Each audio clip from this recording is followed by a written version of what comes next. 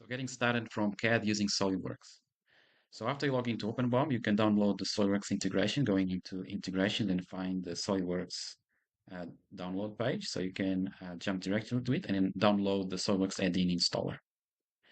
After you have done that, you will have the OpenBOM add-in available in SolidWorks. If you don't, make sure that it is enabled in SolidWorks add-in and it is ready to go. So it is active.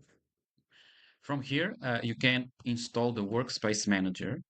So go back into OpenBOM and go into Design Projects. So go into Design and click on the default My Project. And from here, download the Workspace Manager tool.